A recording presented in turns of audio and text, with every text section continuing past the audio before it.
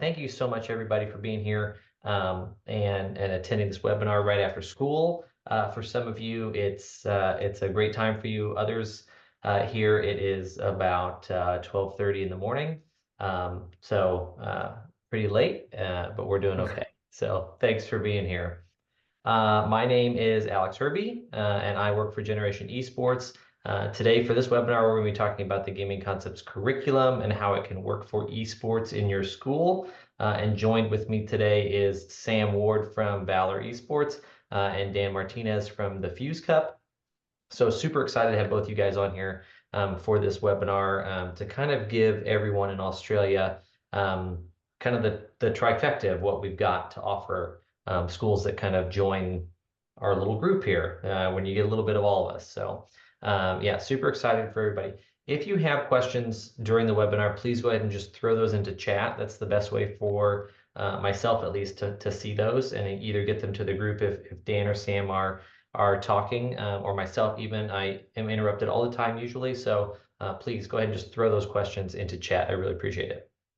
Also, if you need to leave early, this webinar is being recorded and it'll be on the Gaming Concepts website and YouTube page later this week. So if you need to catch that, it will be there available for you. So without further ado, I think that we're going to go ahead and kick things off.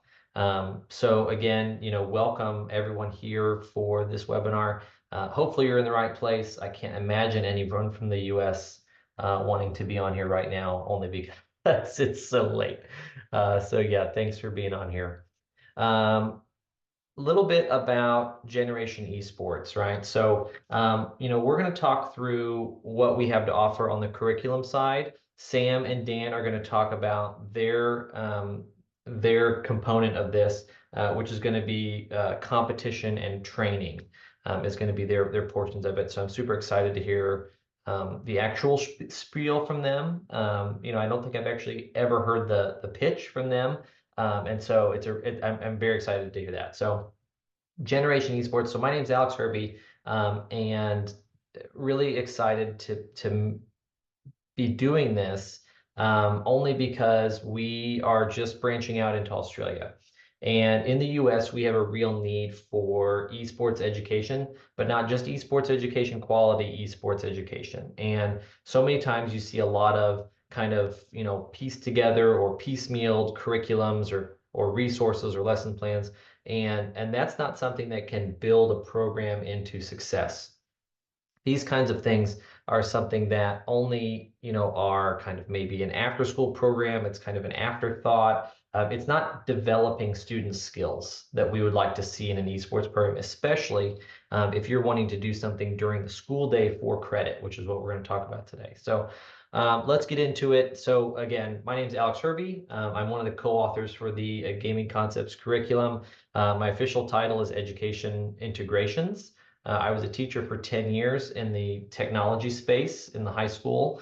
And during that time, I also piloted our school's first esports class and team. And so I have a little bit of knowledge about building an esports program from nothing, and add to that through my work with the rest of my team members here. You can see for our education team that build all the curriculum that we're going to go over today. So as you can see, we have quite a few years in education combined, and we use all of that knowledge to make sure that we have the absolute best curriculum there is to offer schools, and you will see why. So what we've got to offer for you today, and as our normal curriculum offerings, is 6 full courses that align to the standards in Australia. So we're talking about the ACARA F10 standards for multiple pathways within that. And so we'll look at one of those specifically tonight or this afternoon. But however, so the 6 courses we have are fundamentals, digital life skills, interactive media, shoutcasting, streaming, and computer applications. Computer applications is our brand new course. It just launched just earlier this month. And you can see that these are pretty rigorous courses. And so digital life skills is going to be that year 6-8, and it has 84 lessons in it, allowing students to do that for 2 terms. Fundamentals, which is our 9-10, could be an 8-9 years, 8-9-10, somewhere in there. That's going to be 91 lessons, or still about 2 terms. Interactive media is going to be the next step in this progression with 166 lessons, or all 4 terms, for a 10-12. And then streaming and shoutcasting are 2 terms apiece, at the 10-12 level. And then finally, computer applications can really fit in wherever you need to put it in your building. It's really up to what the building's going to be looking like in terms of the classes offered. And so computer applications is an entire year or 4 terms. All right. So why pick gaming concepts? So, this webinar that you're watching right now, you have maybe heard of Generation Esports and gaming concepts. Maybe you've never heard of it, but it's definitely something that you should hear about, because gaming concepts is something that focuses on the whole student, and that's kind of our mantra, is to understand and to teach to the whole student. So gaming concepts, aside from being the most awarded high school esports curriculum by several institutions, we teach mental health. We go through engagement for career skills, digital literacy, character development, as well as diversity inclusion, and then your academic standards alignment. And we'll go see through how all of those work together through this. So, gaming concepts was built by our 2 head authors, which is Dr. Mike Russell and Dr. Christy Custer. They built this curriculum from nothing in the school setting. And Mike is actually the inventor of this, or the creator, because he taught at an alternative school, which in the US, an alternative school is somewhere where students that have difficulty learning, they have behavioral issues, they are at risk of dropping out, chronic attendance problems. They are sent to have kind of course recovery, or kind of have a second chance at high school, or extended help in getting through high school in the US. And Mike was teaching some business classes, and through that, realized that, hey, a lot of these kids like to game. And I think maybe that might be the hook that I can get these kids to really focus on their schoolwork. So, slowly over the years, he had built these, notebooks and in his head, and built this curriculum. And here we are, about 5, 6, 7 years later. And we've written all of these courses based on that same principle, is that we're teaching to the kids for engagement. We're trying to match what we need them to do as teachers and educators through the standards to what their passions are outside of school, because we all know that they don't always want to be here. And so what we want is for them to love school, for them to, kind of display their passions through esports, but get something out of it, get what we are intending for them to get out of it, which is through our standards and through our objectives. So mental health is one of the key focuses that we'll talk about tonight. Mental health is very important, obviously, to us, but in the U.S. it was labeled as a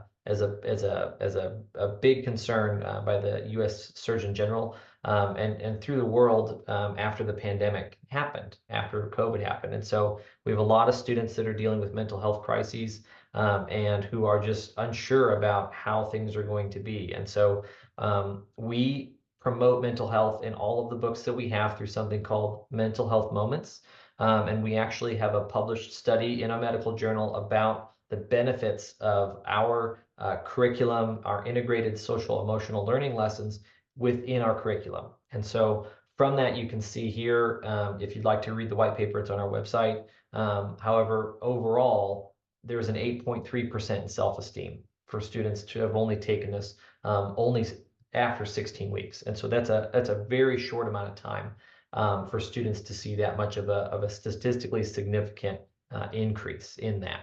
And who are we getting in that increase? We're getting most of the lower demographics of student populations across buildings. And so you're looking at, females, you're looking at Black students, Hispanic students, LGBTQ plus students. These students are, in the lower demographics of a building, of the makeup. And so these are the students that are oftentimes the most vulnerable because of their status in a building. And so what we can see from esports is that that's the thing that brings everybody together. So whether you're dealing with diversity and inclusion, whether you're dealing with trying to find something for your students with disabilities, you're trying to find with something for students that don't have a place in your building. Esports traditionally and we know now provenly that esports is that place. It's a place where everybody can belong, where everybody can be accepted, and where everybody can succeed. All right, student engagement. This is a big piece. Obviously, why are kids doing esports, right? Well, kids are going to play video games, but why? Like, what are they going to get out of it? And so what we see from Gaming Concepts and from seeing the schools that we have with us is that students are seeing an increased engagement, and teachers are seeing an increased engagement because students are learning through their passion for gaming. And so that passion leads to any one of these circles on this graphic here. You see, business, for sales, human resources, business development, or education, events and planning, information technology, marketing. We know that esports kind of encompasses almost every career field. So if you think about, esports as the jumping off point in high school or in secondary school, then that can really be that springboard for that student to have the support behind them where they can feel successful practicing or beginning to apply themselves towards a career that they really want while they still have the support of secondary school behind them.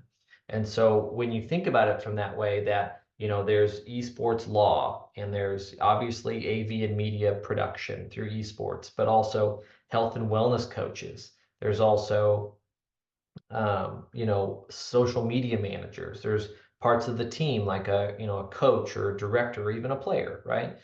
So there's so many careers that follow this, and some that don't even relate to esports, but are very needed in society today. So things like air traffic controllers, things like search and rescue, things like military personnel. These are all careers that have developed skills through gaming. And so you can really hit that hard and allow students to really find their passion in secondary school through esports. All right, so just a little bit of some numbers here for you. So in student engagement, looking at some three distinct schools that we have here in the United States. So Hoopa High School in California, their student population is 267. They have 25 students that wanted to take this, so about 10% of their entire student population wanted to take this course. They only had 15 computers, so students opted to do class on their phone. They had 100 students on the wait list. Griswold High School on the other side of the country in Connecticut, their population is 580. 25% of their body chose to take gaming concept courses. And you can see here, these are the numbers that they have for these courses as of last year. I don't have new data for this year, but they are starting another fourth course with us, and they have built a new esports lab that cannot contain as many students as they want to teach for this class. Finally, Wichita Public Schools, Kansas's largest school. That's near where I live. 40,000 students go to that school district, and so Gaming Concepts is the #1 elective in that district, and they have 3,000 plus students taking the course currently. So, I mean, massive numbers on just wanting to have esports, but not only esports, but have to have purposeful esports. Okay, diversity inclusion, I kind of hinted this about mental health and some of the study before, but diversity and inclusion is huge with esports. Esports is, again, that great kind of community space where students can come together. You have students that deal with being neurodivergent. You have a lot of other types of issues that students deal with, like dyslexia or autism, and all of them can benefit from esports. Students with autism tend to be one of the best for esports because they can focus so hard on one thing and do it really, really good. I saw it in my own class that some of those students that are on the autism spectrum are really good. at doing esports, and otherwise they wouldn't have had that chance to compete or be part of a team, sometimes due to that disability. Okay, not only mental disabilities, but physical disabilities. Xbox does some awesome things with their controller lab where you can build some really, really cool controllers based on the needs that you have. And then also promoting, women and girls in gaming. Girls in gaming is a huge movement right now, and we are all for that. It even goes so far as that, in Texas here, one of the schools with us has an all-girl esports team, and they compete at a very, very high competitive level against, the best boys teams in the country. So very supportive and glad to have them with us. All right, so you might be thinking to yourself at this point, it sounds like really too good to be true at this point to see, you have this curriculum that does all these things, you've made all these promises. I need to see the proof here, and so let's talk about how it actually aligns and what you'd be getting with the Gaming Concepts curriculum. So again, like I said, our Gaming Concepts Fundamentals course is 100% aligned to the Akara F10 standards. And so the pathways that we hit are work studies, media arts, and digital technologies. I know that digital technologies one is a big one from the schools that I have talked with just in Queensland alone to see how that can fit in your building. Because digital technologies, from what I understand, is kind of a tougher one to hit all of those standards and elaborations. And what we want to do is make this the easiest thing for you possible. All of the curriculum that we offer is 100% turnkey. So not only does it come with all of the online resources you need, the online learning management system, but it also comes with a teacher's guidebook along with all of the lesson plans, all of your standards, and then by Dan's design, a reverse index of standards. And so you can kind of see this here where this picture down here at the bottom right, you can see in Unit 3 linked here. This is on the PDF version of the book, so that was the best thing I could get to show this to you guys. But on the PDF version of the book, you can see here, you have the unit with the lesson, and then you have all of your standards, which would link you directly to what your description and elaborations would be. And so you can filter by lesson or filter by standard to see what you're trying to hit in those. So, and aligning that's what's very important. That's what makes Gaming Concepts the best, especially not only just for students, but for administrators and for people that are trying to convince their administrators or principals that this is what we need. This is that nail in the coffin for a lot of decision makers, in that we have all of the standards aligned for you already, and we've done that legwork for you. I will say, I'm glad that I was tasked with doing Australia, because Australia was wonderful to work with. As a teacher of 10 years, I've done standards a lot. And when we aligned this curriculum to all 50 states, that would be like doing this 50 times over for Australia, since every state is 100% different. So thank you, Australia, for having a national education standards system. I appreciate that a lot. So yeah, it completely aligns one-to-one. And so, whether you're trying to integrate work studies, media arts, or digital technologies, Gaming Concepts aligns to all three and can fit where you need it in your building. Okay, any questions about Gaming Concepts or Generation Esports that I can answer at this time?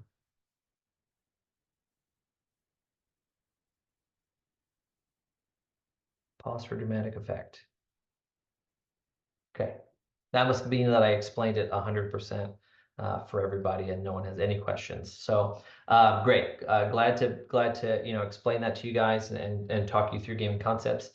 So I want to turn it over to Sam Ward next from Valor Esports, who's going to talk about the Valor training platform. Sam? Thanks, Alex. Thanks very much for that. If I could just get to share my tools, I'll be ready to go. I think I can do that and allow you to do that. Thank you, Alex. Much appreciated. All right, try now. Maybe just try once more. I have to turn it on. Oh, here, let's do this. Perfect. Thanks There very you go. much. Thank you, Ash. That was really amazing. I know from my experiences as from the coaching element and the training element, it's a little bit interesting because when I talk to schools, one of the first pieces they want is that structure. They want to understand how they're going to implement it to make sure that stakeholders, parents particularly, can see the benefit that's coming out of it other than just playing the game. And I think that's really, really important. Something I really appreciate because the way I look at what we do and collectively we do is very, very similar to health education or HPE, we call in Australia, where we have classes of theory and we have classes out on the oval where we actually practice. So very much can see where you come in as the theory side, and we come in as the on the oval practice. And when Dan speaks, he'll be talking about actually playing and competing in the activity. But in terms of Valor Esports, we're an esports training program, and our vision is really to empower the dreams of gamers, and that's really something that we stay strong to, and we try not to ever move away from, because that's really where our dream and has started and originated from all the founders having a dream as young people wanting to achieve something and feeling like we didn't quite have always the structure or potentially the pathway in front of us. And what's happened along our vision is that we've decided to make our mission to support K-12 education with the most structured esports training available to make sure we can really make outcomes happen, and make sure that we can achieve the greatest results for those gamers. And something that I always like to cover off before I move ahead and start talking about how training occurs is why we're focused on the dreams of gamers. As you can see across, and this is data that I've taken from 2021, and this is something that we haven't been able to get the data out of Australia, but it's something that I have seen in person across every school that we go to that lines up with the same results, that across the 5 top dream jobs for teens at the moment, in the male side, we have 2 that fit into the esports industry. One is a YouTube or professional streamer. The other one is a professional gamer. And you can see the other ones there are traditional dreams of being a professional athlete, musician, or doctor. And even on the female side, we could see 6% of females out of the US have a dream of being a streamer or being a professional entertainer or YouTube gamer. I think that's really important to acknowledge, and it's really important that we understand that. And we also need to understand it's not just coming out of nowhere. You can see on the right-hand side that even just in the gamers competition side this year alone, there's 2 people who have earned incredible earnings. So you can see a Street Fighter in 2024, his earnings was up above 1 million USD. And below in Fortnite, Peter Qatar, also known as Petebot, has earned around $471,000 just from competing in esports competitions. So when we compare that to potentially a professional athlete, and I think because we're in Australia, I can use either an AFL player or an NRL player for rugby league.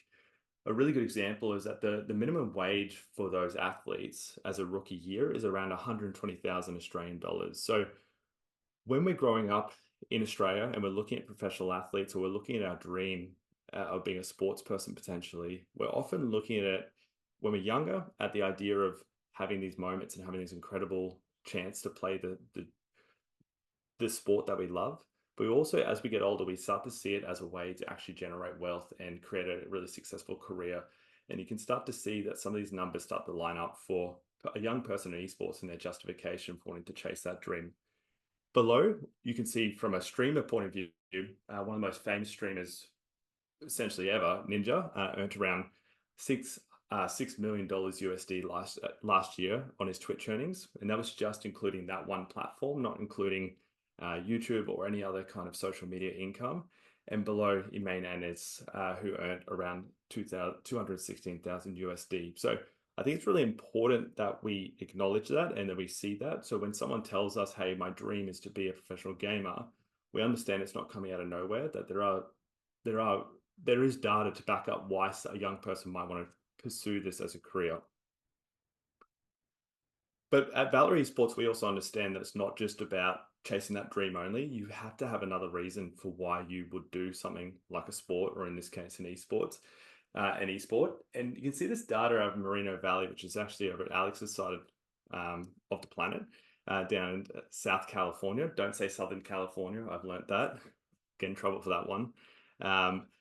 What you can see here is just like a sport, it's really embedded at the bottom level about getting outcomes that aren't just about being a successful athlete or a successful gamer. Across this data, 627 students have reported many areas that have improved their life whilst at school, which really backs up Alex's data as well, and explaining what it's done for different people within those communities.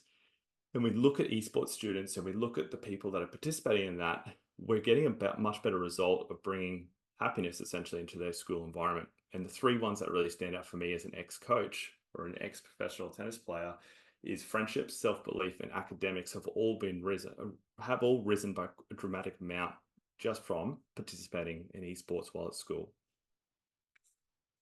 The one that really surprised me and amazed me was across these 627 students, 60% of them had never participated in any extracurricular activities prior to esports. And I think that's really where we can see the power of esports, and why it's so important to us at Valor is to chase that dream, because we know at the top level, yes, it's unlikely that you might succeed as a professional gamer, but it's a dream worth chasing, because underneath that, we can get some incredible results with human beings to get them to start participating in team-based activities and improving their life whilst at school.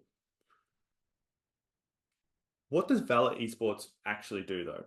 What we do is we provide schools with an esports training platform that does not require the teacher to know how to play the games. And that's incredibly important to us, because we understand that if you knew how to play all the games, that'd be incredible. But as someone who used to be a tennis player, if you asked me to teach you how to play volleyball, I probably wouldn't know. I could try to do it, but it's going to be quite difficult for me to actually deliver. And that's really important for us, is that we help the teacher to deliver training without knowing how to play the games. At this stage, Valor Esports is training over around 1,000 students a week. We have around 450 different pieces of training content that's ever evolving. And on our last review, which we took last quarter, just before the end of June, we'll get around 100 students who are getting about a 9.2 satisfaction rating with our product. And right now in Australia, this is just some of our most active Australian schools. We're already working with schools across Queensland and Victoria. Something I just wanted to touch on that Alex spoke about as well is it really does take a three-prong approach to delivering esports in school. And you can see there's three main pieces here, and we've got competitions, which Dan's going to speak about in a moment. And Alex has really spoken about the curriculum side.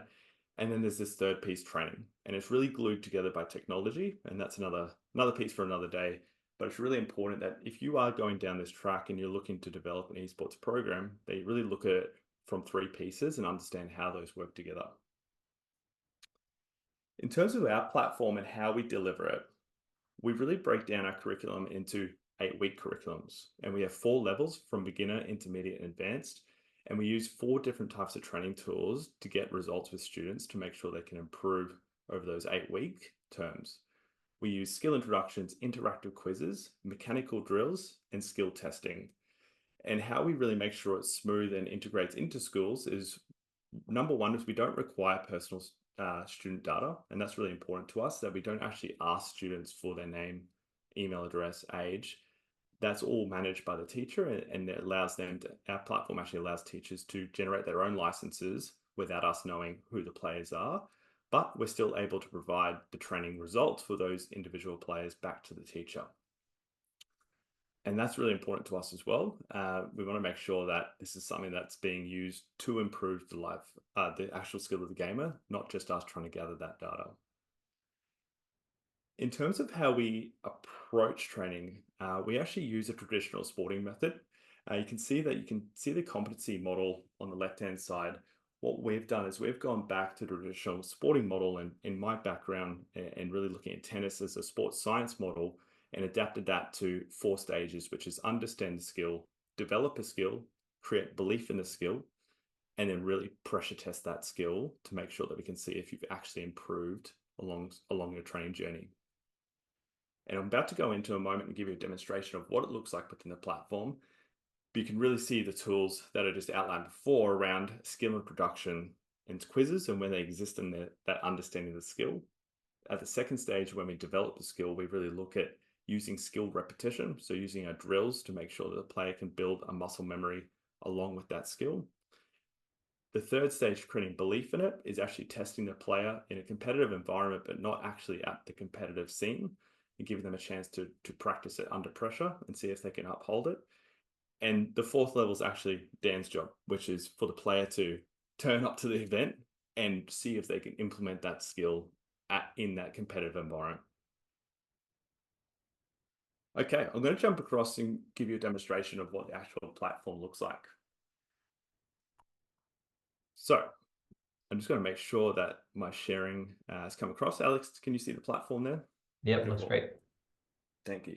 So I spoke about having three major stages. So there's four major stages for the player to develop, but there's really three main tools that we started with Valor to make sure we could get results with students. I'm going to give an example from Rocket League to start off with, because I think it's one of the most played games across not only Australian schools, but American schools. And where we really start is with a skill introduction. And a skill introduction is essentially answering the what is this, how is it performed, and why is it important? And I apologize, I'm just on my phone internet at the moment, so it's a little bit slow. But what we're really looking at is giving the players a chance to break down skill trees and understand what are the mechanics and the fundamentals of the game, and be actually able to search those skills with a skill tree and be able to go down to the deepest level to understand, even if I'm looking at shooting within Rocket League, I can find the different types of shots. And then within those different types of shots, I can investigate with a professional coach or an ex-professional player who can break that down with a short video content piece of training. And what is covered is how is the skill performed, tips and tricks that you need to know to execute that skill, and the bad habits that need to be avoided to make sure as you develop this skill that it's not going to ingrain into your muscle memory the wrong way. So we always start with that bottom level, and we try to replace the need for the teacher to understand how to explain it at the highest level, even to a beginner player. The next stage up from there is e-drills. In traditional sports, we'd call this drills. Exactly the same thing, where we developed out those skill trees, where it allows the player or the coach to go through and break down that skill tree and go to the deepest level of understanding within that skill. So I'm going to search shooting again, power shots again, and I'm going to find the different skills that exist here and the different types of drills that can be performed to practice this drill. With every drill that we have, it's an even shorter video than what you'll find in skill introductions. It's usually around that 2-minute mark. But what it also provides is an objective for the player to try and execute. So they can practice the actual drill, but then they can actually try and execute a challenge, which really provides that third level of difficulty of belief in the skill. So I might enter my challenge after trying the drill, and I might get 80% completion on this one, and it's able to provide a breakdown of how much I've actually improved over that drill over time. And I can look at that information and actually start to assess how well have I actually developed myself within a skill. What we learned over time, though, with working in schools was when we talked about the teacher not knowing how to play the game and how important that is to make sure that we can solve that problem, was we work quite closely with schools and teachers and understand what they're really looking for to help them have a much better experience within the training, in the training grounds. And what we started to build out and what we have been building out is something called training camps. And what we're seeing at the moment, to give an example, is since we've integrated this, we've seen an increase in a massive upskilling within students, particularly across the US, where most of our schools are active at the moment as Australia grows. We've seen an increase around 4 times the amount of training for students since we've had training camps. This week alone, so last month we had 1,000 players train, and this week alone we've had over 1,000 players trained in 1 week. So we've seen a huge increase in the amount of training that's happening. And what training camps are is we've taken everything I've just shown you from the skill introductions, the drills, and the actual skills that you need to try and test, and put it into a curriculum that allows the teacher to provide to the student and provides it in an 8-week breakdown where the player can go through and do 3 exercises a week and actually start to assess themselves on a pathway to improving before they can move up to that next level. And you can see within even just this first week of driving for the beginner levels of Rocket League, they'll have a skill intro to really explain what driving is and what the fundamentals of driving. And that's a simple completion. The next stage is really what we've seen a huge amount of increase in training, and that's actually our interactive quizzes that come with the training camp. So after they've watched the skill introduction now, it's compulsory for them to complete an interactive quiz to see how much they understand about that skill. So for an example, if I get it correct or wrong, I got a wrong answer, I get a second chance at the end of the quiz to correct it again. If I was to get it right, it will actually provide the breakdown of why I was right. But what we think is really, really important, I want to go through these a little quicker, is what we started to add into these quizzes, a short video for under 15 seconds to really allow players to see mistakes or see things done correctly and try and assess if they can see where those skills exist and how they would correct them in the future. So if I can see the right answer, I can submit that, and I can actually start to replace that coach's need to understand bad examples or good examples and have the student learn that as they go. And that alone has been the game changer for us. And what we're seeing is that students have become much, much more interested in improving their skills, and it's taking that pressure off the teacher and their need to actually understand how to play the game. So thank you very much. And if you're interested in Valor, we offer free trials across any school that wants to come with us for up to a month, and we can provide that and make sure we can look after you and get you started within your environment. Thank you, Alex. Absolutely awesome. Yeah, very cool to see the training component in there, because a lot of times, your schools, you may have a coach or a sponsor. You're lucky if you have a coach. You might have a sponsor, but they don't know anything about esports, or they definitely don't know about all the different games that your kids are going to be wanting to play. And so having something like Valor, on your side, is something that can really make you look like you know what you're doing. Because even I've picked up a few things from Valor for sure, because they've got great stuff, and I don't know anything there is to know about esports, but now I know how to turn with the cars on the sport game with the ball. All right, so thank you very much, Sam. I appreciate that. That's awesome stuff. I want to get into the next component of this, which is competition, which is Dan's purview. So I'm going to hand it over to Dan to talk about the Fuse Cup. Thanks, Alex. Thanks, Sam. Great to be with you this evening. I just love the fact, that this provides a three-way approach to really solidifying esports as something that moves beyond that kind of club level in schools. And the clubs are fine, but what we're finding is people are wanting more. Like, how do we build curriculum? How do we get dedicated training? So I think between the three organizations, we provide a really strong solution for that. Alex, I'll just double check that I have the abilities to share screen. You should be. I've made you a co-host. Yep, there we go. Okay. Yep. No problems. I do have a couple of videos to play through. So hang on, I'm just going to do one annoying thing, of course. There we go. All right.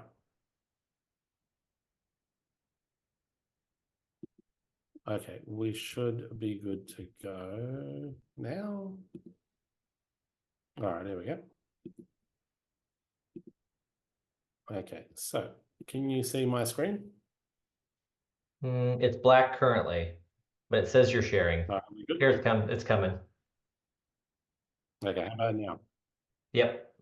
All right, all good. Okay, so I guess, the very foundation of esports and definition of esports is competitive video game play. So without the competition, you could argue you don't have an esports program. You have a gaming club, but you're not actually providing opportunity for children to compete and to compete against kids from other schools.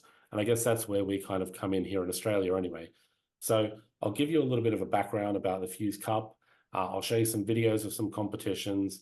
And then we'll kind of talk a little bit about how schools have been able to leverage things like Valor, and how now through Generation Esports, you can leverage the curriculum side, which has been the missing piece for really driving the decision makers in your school and getting that acceptance, because a lot of the decision makers eventually want to see, do you have dedicated training? Is this more than kids just playing games?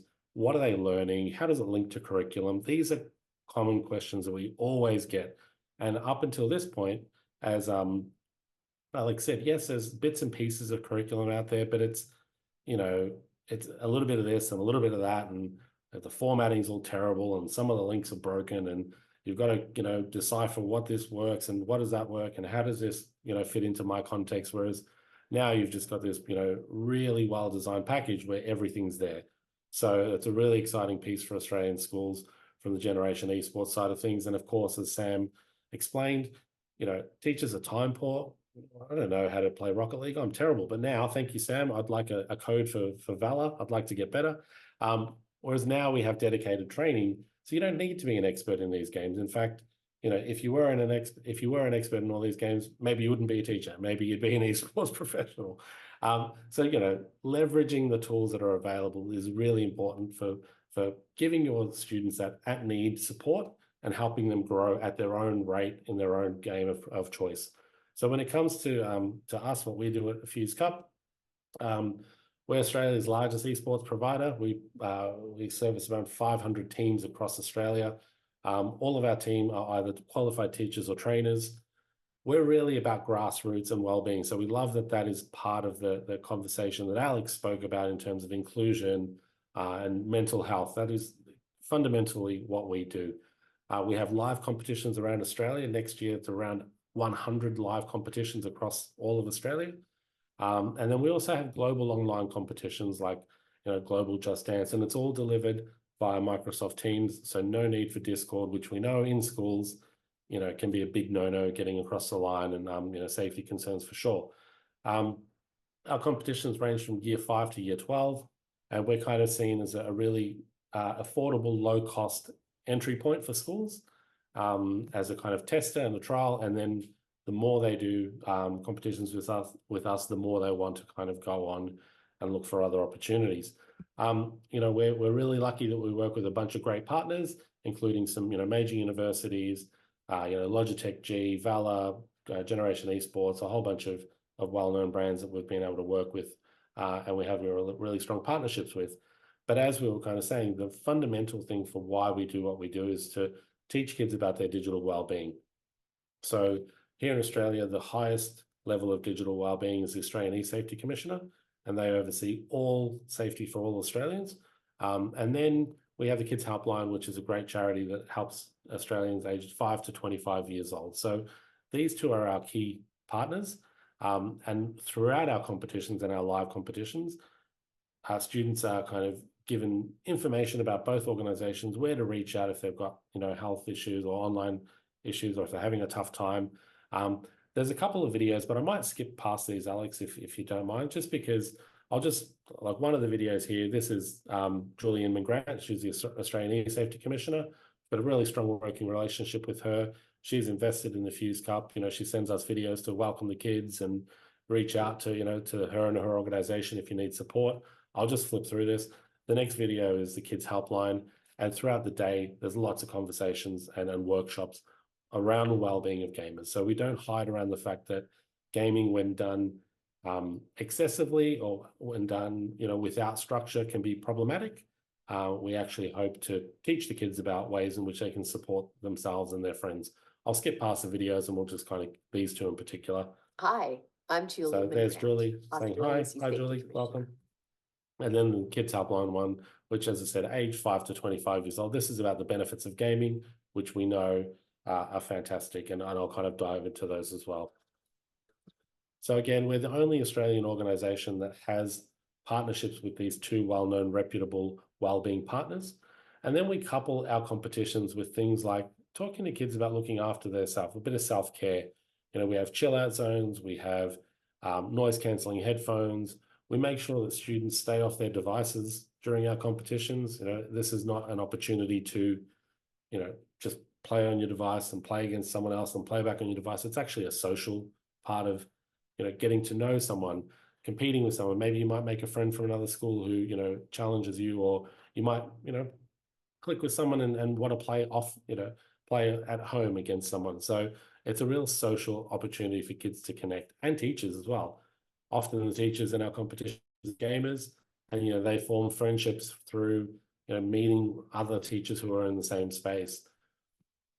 We've got 4 key values, and these are given to our students at the very start of the competition. So we structure our competitions based on these 4 key values, and we explain that representing your school, as we said, some of the kids, it's the first time they've ever represented their school, so they may not know how to behave appropriately.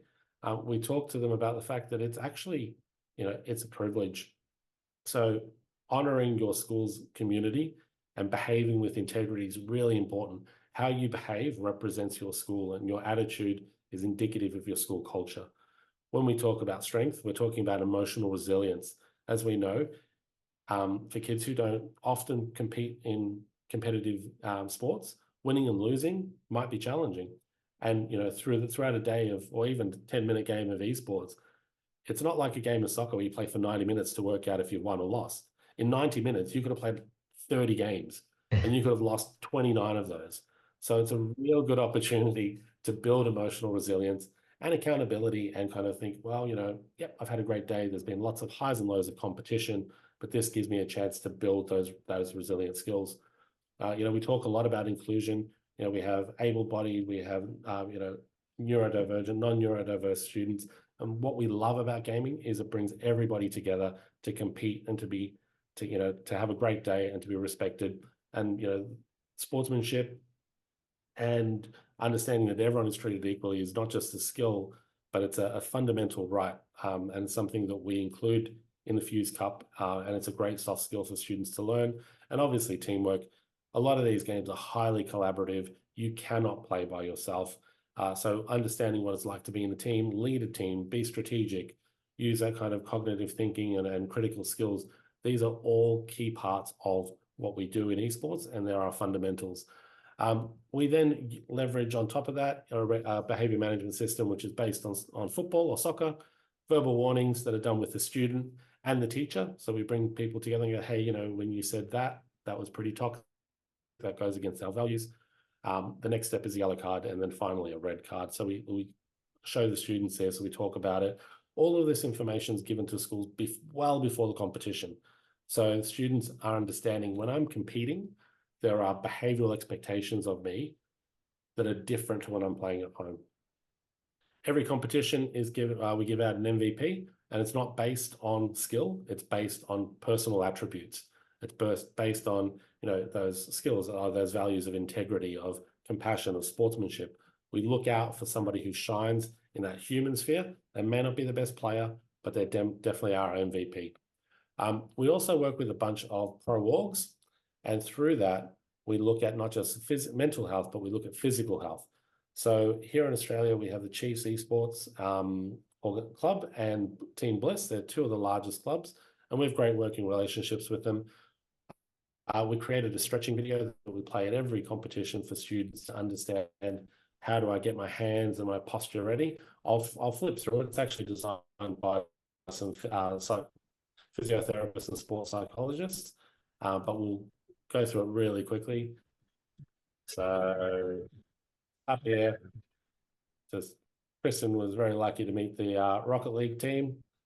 And then we go through and look at, okay, how do we stretch our fingers and our hands for competition? Extending from your pinky finger to your thumb, we are going to touch the fingertips to the thumb and do this through 2 rotations. And look, this is stuff that we show at our competition. So it's kind of a little bit of a look behind the curtain. So this is something that students do. Hopefully they take some of this away and they can develop, stretching skills. We're going to use the same side. And then we go through, looking at the wrist and forearms. Your arm in a straight line. We want to point out. Players have a very short career as esports professionals, so we want to make sure that they're looking after their physical health and mental health. Our competition is based on a traditional sports model because that's easy for schools and leaders to understand. We're not reinventing the wheel. They understand that whole play locally, play regionally, play at a state level, play at a national level. And that's exactly how competitions work. We have regional competitions all across Australia. The winners then get invited to our state finals and then our national finals. And that happens on the Gold Coast. That's happening in November. And we're very lucky that we've got Alex coming across to chat to teachers there, Sam, and Nick from Valor will also be there to kind of walk you through. It's a big opportunity for schools from across Australia to kind of, show their prowess at a national level and take on the best of the best. As I said, yep, that's a bit of a plug there, but I'll flip through that. And this is what the competition looks like at the national level.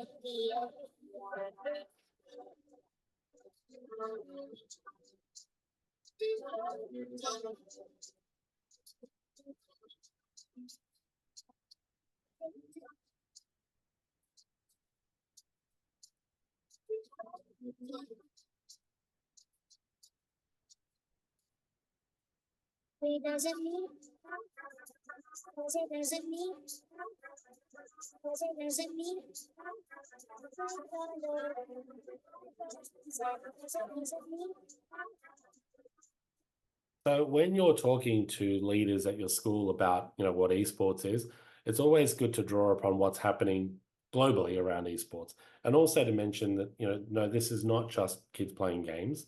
There's dedicated curriculum and there's dedicated training available to our school. In fact, the training module is cheaper than, trying to find a Rocket League coach and employing them for 1 hour a week to come to your school, and the curriculum's already there for you through Generation Esports. So globally, what's happening in esports is last year in Singapore, they had the Olympic Esports Series.